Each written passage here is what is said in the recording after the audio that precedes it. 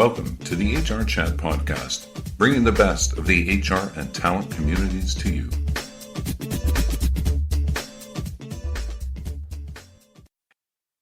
Welcome to another episode of the HR Chat Show. I'm your host today, Bill Bannum. And in this episode of the HR Chat podcast, we're going to delve into what it means to have powerful conversations and build authentic business relationships. Our guest this time is international superstar speaker, Stuart Knight. Stuart has written, produced, and starred in shows that have been seen by over 1 million people, and each year speaks around the world, helping some of the planet's biggest companies reach new levels of success. You may have seen or heard him on many TV and radio shows, where he's often asked for his expert opinion on high-level communication. As an international traveler, Stuart Knight writes a sought-after blog, hosts a hit podcast. I always love chatting to other podcast hosts, although I get a bit nervous, and shares videos that are seen by over 12,000 people every week. As a critically acclaimed author of 2 books, Stuart Knight encourages people to boycott what they thought and join a new revolution in thinking. Please join me in welcoming Stuart Knight today. Hey, here he is, Stuart Knight. Wow, I feel like that's what should happen at the end of an intro like that. I'm just curious, Bill. I mean, is there any way that you might think about moonlighting on the side from your own job and just coming to all my corporate events and introducing me? Because that was one of the best introductions I've had in a long time. I need that enthusiasm more often. Okay, so why don't we get straight into it then? Firstly, can you explain the difference between what it means to have predictable conversations versus powerful conversations? Absolutely. And, I got to think that it's important for your listeners to at least recognize that, the difference between having a predictable conversation and a powerful conversation is easy for me to explain, but I think that's important for them to also recognize, why do you even care? And I can tell you that as we go through the interview that I'm going to be having with Bill today, you need to recognize that if you have the ability to have powerful conversations as opposed to predictable conversations, you are now an individual that is setting yourself up for much greater success in the work that you do, and outside of work, you're setting yourself up for much greater happiness in life, because it's those human relationships that we have with other people that dictate everything that comes our way, whether it's negative things or whether it's the things that we really want from life. And so if you want to have just a regular life, if you want to have the kind of life that most people have, then you should stick to having predictable conversations. However, if you want to have the kind of life where you really are remembered as a manager, where you are an individual who truly impacts your community, if you're somebody who wants to have great opportunity in life and to be able to reach your goals that much faster, then you're going to want to move away from predictable conversations and start having powerful conversations. And the difference here is, there's not really just one specific line, but I'll say this. The big difference is that with predictable conversations, and for the most part, they are repetitive conversations. They're the kinds of conversations that throughout the day you repeat with other people. So these are the kinds of conversations where you talk about the weather 10 times with 10 different people, or you talk about how crazy traffic is getting in the city 10 different times with 10 different people, or you talk about the same work-related challenges 10 different times with 10 different people. And this is something that, yes, once in a while, it's okay to speak about these things. It doesn't mean I don't speak about the weather or I don't speak about work-related issues. We all do that. However, true leaders in business recognize the importance of not doing that as often as everyone else, and on a daily basis, aiming to take that conversation from predictable and into powerful. And a powerful conversation is a conversation that you have with somebody that they remember. It's a conversation that influences them. It's a conversation that makes them feel important and that they matter and that they can trust you. It's a conversation that makes them want to work hard for you, to share information with you quickly. It's a conversation that makes them want to, in your personal life, fall in love with you, stay in love with you, to be your friend, to want to be part of your network. It's a conversation that influences people to do all the things that we want them to do in order for us to be successful at the work that we do and to be happy in life. And that's a powerful conversation, not predictable. We'll be right back after this message from Espresso. The workplace is now more than just work. It's the place where people find community and a sense of belonging to a bigger vision and mission. That's why Espresso built the first culture benefits platform designed to make heroes out of HR teams while connecting people and community. Espresso.com is total well-being, community, recognition, and culture benefits reimagined. Looking for more ways for your people to connect while positively impacting your bottom line? Visit espresso.com. That's ESPRESA.com.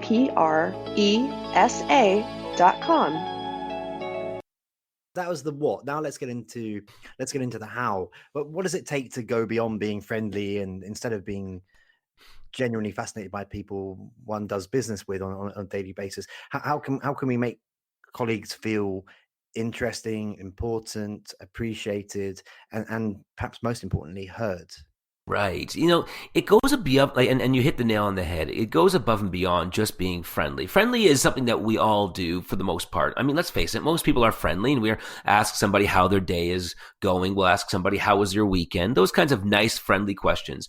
However, the difference between being friendly and being fascinated is the fascinated individual, the true leader in business that does that, is somebody who asks the questions that most people don't ask. It's the unpredictable question. It's the question that delves deeper. It's the one where you get the person really having to think about their answer and thus also give you an answer that is closer to who they truly are as opposed to who they are not.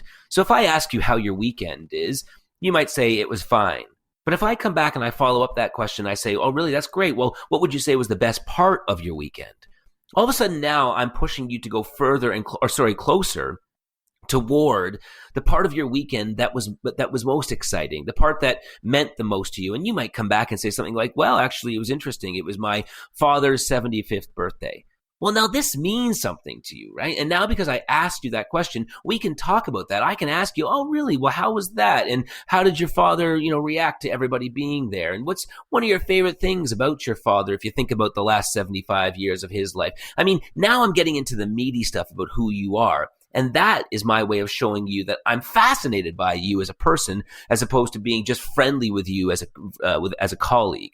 And that's that difference. If I show that fascination and I show that I care enough to ask you the kinds of questions that most people don't take the time to ask, I'm now giving you every psychological reason to feel important, to feel like you matter, and like you said, to most importantly, feel like you're actually heard. Because this is an experience, and I want to really make sure that your listeners really understand this. This is an experience that 99% of the world's population does not experience on a daily basis. They don't feel like anyone's listening to them. They don't feel like anyone cares enough to ask them the questions that allow them to speak about the things that are meaningful to them. And it's for that reason that, yes, everyone around them is being friendly, but the person who's fascinated is going to stick out to that person in a way that no one else does because no one else is doing it. And that's that difference. You want to go above and beyond just asking the questions that make you seem like, yeah, you're a nice person, and the questions that make you go, wow, this person actually cares enough to go deeper into my weekend, for example, and ask me about the stuff that really matters. Now, in your session on May 28th at Innovate Work Toronto, number 8, I'm going to plug this all the way through here, Stuart. Do it. It's going to be the best damn conference you've ever come to. I'm telling you. I'm putting all my cards on the table for this conference just for you guys. So in your session, you're going to suggest that the two biggest factors that get in the way of people creating powerful human relationships are fear and our technology. What do you mean by this? And can you offer some examples? Well, when it comes right down to it, when I was writing my book on this subject, I really looked at a lot of the factors that are stopping us from going out and asking those questions that allow us to connect on a more human level, on a meaningful level, on a level that makes people want to respond to us in a positive way. And there are quite a few factors. I don't want people to think that these are the only two, but definitely to me, these are the two biggest factors. So if you look at fear first, I mean, if you think about this, and both of them happen when we're children. We learn to be afraid of two things. The first is that we learn to be afraid of talking to strangers. Okay, don't speak to strangers on the way to school. I want you to be safe, which of course is great advice for a child. However, if you fast forward into the year when we become an adult, we've carried this mentality into our adulthood so that now that we never speak to strangers. So we might be on a bus, we don't speak to the stranger who's 2 feet away from us. We're on an elevator. We don't speak to the stranger that happens to be somebody who works for the exact same company we do. Or we pass strangers in the hall who are other colleagues, or maybe they're a service provider or they're a vendor, and we don't speak to these individuals either because we've been ingrained to believe that we should be afraid of strangers. And that is the first thing that we need to just completely eliminate from our minds. Strangers aren't strange. They're amazing. And you will show ourselves how amazing they are if we just stop and actually speak to them. So that's one fear we need to eliminate. The second fear we need to eliminate, and it's the second thing we learn as when we are children, is that there are certain conversations we are not allowed to have. All right. So there you are, you're a little kid, and you ask your uncle some maybe personal question about his life, and your parents go, whoa, sorry, Tony, don't listen to Stuart. Okay, Stuart, you go outside and play, please. And they say these things to us because we just, as kids, we don't have any filter, so we just ask anything that's crossing our mind. So these are the first moments in our lives we start ingraining these belief systems that, I realize that in order to survive in life, in order to be accepted in life, I need to make sure I don't ask questions that go outside of an agreed upon number of questions that we as a society deem to be acceptable and not encroaching upon a person's personal space. However, true leaders understand that both of these are just complete fallacies. And for that reason, true leaders aren't afraid to speak to strangers. And in the process, they realize that they then attract new opportunities to their life. They develop the new skills to be able to have powerful conversations, and they really influence the culture within their organization because they're making those strangers feel like they're part of the team because they're stopping and actually speaking to them. Secondly, they're not afraid to go a little bit above and beyond the typical normal questions that we ask and get a little bit personal. And this doesn't mean you're asking someone's deepest, darkest secrets. You're not saying, hey, how much money do you have in the bank? That is not something I'm suggesting. I'm suggesting that people as human beings want us to go just a little further than what we've gone in the past. And so you have to eliminate those things that you learned as a child, those fears that you were meant to have, and understand it's okay. And as an example of that, here's a perfect example. Someone, you might say something like, oh yeah, my in a conversation, my kid's driving me crazy these days. And, he's getting in trouble at school all the time. Okay, that's something that we can all relate to as adults. There's nothing wrong with following up and saying, really, so how does that make you feel? That one question, how does that make you feel? Most people are too afraid to ask that because they think it's too personal. But yet the person on the receiving end of that is going to feel so special and so important because you've taken the time to ask that question. And so that would be an easy example of what I would say is that something that people have done to themselves, and that they've allowed themselves to be afraid of asking something like that because they think that's too personal, and it's not. And because of it, they're living in a bubble where they have allowed themselves to not experience life on a higher level simply because they've let this fear get in the way of their human connections. So that's the first thing. The second thing, and I'll say this quickly, technology is one that I don't have to go into too deeply because I think we all understand it. Technology is allowing us to hide from each other at alarming rates. And instead of calling someone, instead of getting up from our desk and walking across the room and speaking to somebody, we email, we text, we instant message. We do whatever it takes to make sure we speak to that person in a way that we don't have to have eye contact or we don't have to hear their voice. And so if you want, yes, as an HR manager or as somebody working in HR, you could send a quick email to somebody who happens to be on the other side of the room because you have a very quick question. But once in a while, you can recognize that you have a great opportunity to just get up from your desk, literally just walk over and ask the question. And while you do that, you might just see a picture on their desk that gives you an opportunity to ask them about that. Or you might just look out the window and say something about something that you're both looking at. And those kinds of opportunities give you a chance to connect with a person on a deeper level. And it's those times that you choose to not use technology as your number way of communication, number one form of communication. It's those moments that can lead into anything that's powerful. It can lead into a conversation that really allows you to connect. And those chances are never going to happen if you use technology as your only way of talking to people. So, listeners, before I reached out to Stuart, I watched a bunch of his presentations, of course, and you're a really funny guy. I've got to say, you're a very, very entertaining guy. And in one of the presentations I was watching, you said something along the lines of, it'd be good if parents said to their kids when they became adults, it's okay now, you can talk to strangers. That made me crack up. Yeah, that's right. It's like I said, there should be some sort of law that when people turn the age of 18, that adults are now obligated to say, okay, listen, you know what, strangers, totally cool, go out there, talk to them, but no one tells us this. So communication is central to the HR function, of course, and it's probably going to become a lot more important as AI augments a whole bunch of other processes, right? How can HR pros master the skills of turning short conversations, interactions into meaningful exchanges by having what you call the onion conversation?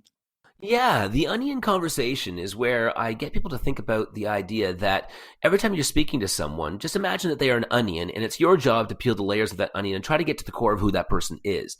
And if all you do is talk about the weather or construction or traffic or your job or the things that people are normally used to speaking about, you're only going to be pulling very, very thin layers to that onion.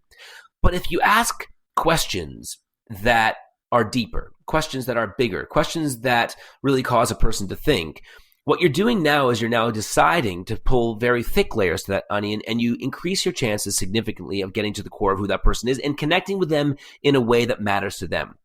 And I like that you said that in HR, this is obviously a skill that people in HR fully admit and understand that it's important to have.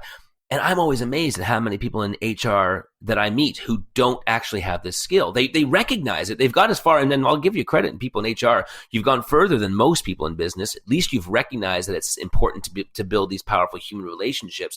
And yet I see people in HR doing a lot of the same things that other people do, which is not connecting on that level that they recognize as important. So if you want to peel the layers of that onion and you want to increase your chances of connecting, and I want to be clear on this, the things that I teach, it's not a guarantee. It just increases your chances significantly of connecting.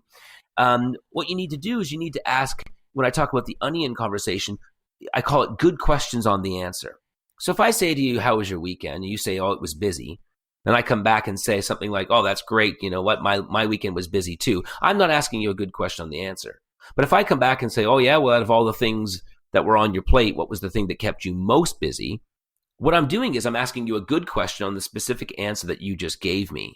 And what I'm doing is, instead of moving all around the onion, I'm just staying on one section of the onion. That just happens to be your weekend. And all you did was say something that everyone says, oh, it was good, busy, something like that. Instead of me just leaving it there, I've decided to ask you now a good question on your specific answer. And I say, out of all the things that were keeping you busy, what was the one that kept you most busy? You might come back and say anything. You could say, oh, well, actually, I was competing in a fishing derby this weekend, and because of that, it took up most of my time. I didn't get around to cutting the lawn. Whoa! I didn't know Bill was a fisherman. I didn't know that he competes in derbies. Wow, just by me asking you the thing that kept you most busy, I now learned something important about your life, and I can ask you now 100 questions just about that one topic. Instead of me coming back and saying, oh, I know, yeah, never enough time in the weekend, is there, Bill? And all I've done is I've missed the chance to find out something interesting about you and for us to connect as humans. So I'm choosing to peel the layer of the onion by connecting on a deeper level, by asking good questions on the answer. And so in HR, every single day, whether it's interviewing somebody or whether it's talking to a fellow employee or whether it's being in a meeting, we're continuously having just really quick conversations with people that last only 3 or 4 minutes. But those 3 or 4 minutes can be meaningful if we focus on peeling the layers of that onion, asking good questions on the answer. I'm not a fan of fishing, though, Stuart. There's just a side note here. Little insight into me, ladies and gentlemen. My father used to take me fishing when I was a little boy, and I was just rubbish at it. I was so bad. I'd say, Dad, I've got my line caught in something again, and he'd say, yeah, it was in my leg, or yeah, you've got it caught in my ear, son. And the guy was trying to be all patient with me, but it wasn't a father and son activity that worked out for us. Right. Anyway. Some might call that you not necessarily being a bad fisherman as much as someone might say you have to have a little patience, Bill. I'll get you chatting to my dad about it sometime. Okay, so Yeah. You teach pros to use the why questioning, and you've spoken a wee bit about that so far already. You teach them to use that as a technique to understanding a person's true motivation and desired outcomes. Can you just in 60 seconds or less. Explain what it is, why it works, and in the context of how it helps to build authentic relationships. I don't think we've really touched upon the need for authenticity so far. I mean, there might be people listening to this episode today and they're thinking to themselves, this guy knows how to ask questions, the right questions in the right ways. How can I take these lessons and make sure it leads into building authentic relationships? Well, this is what it comes down to, right? You never want to use the skills that I'm teaching and apply it almost like a mathematical formula to your conversations. You have to genuinely care about the individual you're speaking to, and you have to genuinely want to create that authentic connection. When I talk about why questioning in my book and on stage, what I'm really trying to get people to understand is that every single person on planet Earth has a story. And not just one story, but many stories. And there are stories that they never get to tell. It could be something that happened to them when they were a child, or something funny that happened to them on the weekend. And these stories never come out. And what I've learned in life is that human beings love telling their story. They love sharing those aspects of their lives. And so if you want to make somebody feel amazing, give them a chance to tell their story. And the best way to do it is to ask why. Why did you choose to go to that school? Why did you choose to get married in Mexico? Why did you choose to become an HR manager? Why do you love fishing so much? And it's that why questioning that allows a person to then tell the background of why they do the things they do, and that is their story. Nobody does anything without there being a reason. And I've found in life that when people talk to other individuals, their reasons never come onto the table. What I say is, most people have conversations where what they're doing is they're just exchanging baseball cards. You give me your baseball card, I get your baseball card, I look at the back and I read your statistics. And these are all your stats. See, what happens is that people get the what, they don't get the why. What do you do for a living? They get the where did you go to school? They get the when did you get married? But why? They don't get the why. And so what I tell people is to always look for the why. And a little trick is that when you ask that why, look to compliment the person first, then ask if the other person doesn't feel like they're being interrogated. So a good example of that might be, you tell me what you do for a living. You could tell me you're a chartered accountant. Instead of me coming back and going, why, which isn't going to come across very well, I might say, oh, wow, man, you must be really smart. I know it's not easy to become a chartered accountant. Your grades in school must have been amazing. And I mean it, and it's a compliment. Then I follow up with, but do you mind me asking you, Bill, why did you choose to become a chartered accountant as opposed to any other job? I'm now giving you a chance to tell your story. I don't know what it is, but I complimented you first. I let you know I like you. I think you're interesting. And then I move into the why question. And as soon as you start telling that story, you now start feeling interesting, intriguing, exciting, important, and that you matter. Beautiful. I'm just going to cross-pollinate this episode here and encourage our listeners to check out a recent interview I did with Stephen Shedletsky from Simon Sinek Inc. when he talks about start with why and that concept of all around game theory. It's very interesting. That just stimulated that when we were chatting then. Okay. Anyway, back to our conversation. We're coming towards the end of this particular interview today. Before we wrap things up, in 60 seconds or less, please summarize our chat today. Well, I always tell people that every day you have the opportunity to make people feel awesome. And it's an opportunity that too many people are missing, and then wondering why they're not getting ahead in business, wondering why they're not the greatest manager of all time, wondering why they don't have the happiest life. And it's human beings that influence everything. It's human beings who choose to work for us or to work for someone else, to buy from us or to buy from someone else, to share information with us or to not give that information to us, to fall in love with us, to stay in love with us, to want to be our friend. And every single one of those people are making those choices based on the way that we make them feel awesome or not, based on how awesome we choose to make them feel. And if you make the decision in your life to start asking questions that the majority of the world's population doesn't ask, you will then be responsible for making people feel things that they almost never feel. And by doing that, you have become responsible for changing your own life. Okay, I think that was about 60 seconds. Thank you very much. So 2 more questions for you today. Something else I'm just going to share with the audience. I was a barman for many, many years when I was at university and whatnot. And as part of that job, you have to have a few one-liners to entertain your publicans. And you're a pretty entertaining, funny guy. You put humor throughout your sessions, Stuart. I'd love for you to share with our audience now One of your favorite one-liner jokes. For me, I always say, if you're not laughing, you're not learning. There's so many jokes in my presentations. One of my favorite ones is I talk about, how we've become a species that is now all of a sudden more fascinated by dogs than we are people. And I say, you see two people walking down the street, one person walks up to the stranger. They don't speak to the person, they speak to the dog. And then I say, hey there, little guy, how you doing? What's your name? Oh, how old are you? They're talking to the dog. And then all of a sudden you see them look up to the person like, oh, hey, how you doing? Oh, yeah, right. I forgot about you, the human being. And to me, that's just hilarious. That's pretty true. I wonder what the world would be like if we all walked around sniffing each other's bums, eh? Anyway. That's part of my other act. That's it. That's the evening. I don't think that's for an HR based conversation. I love it. That was the most un-HR thing you could have probably said. That's fantastic. Maybe I should edit that one out. I don't know.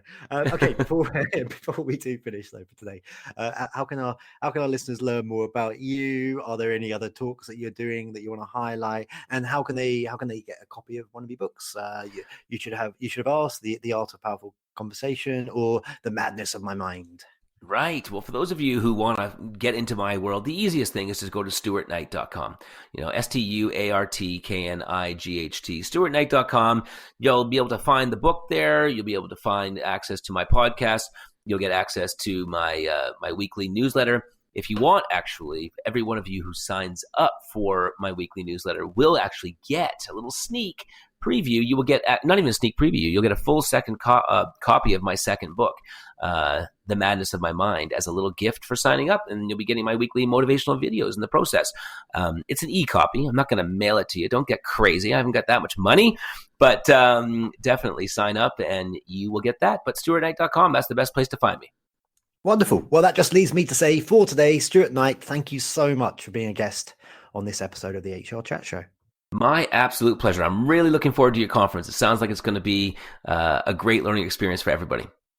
It's going to be wicked awesome. And you should all come along. I don't care where you are in the world. Just turn up in Toronto at the end of May and join us on the 28th. But for today, that just leaves me to say, listeners, as always, until next time, happy working. Thank you for listening to the HR Chat Podcast, brought to you by the HR Gazette.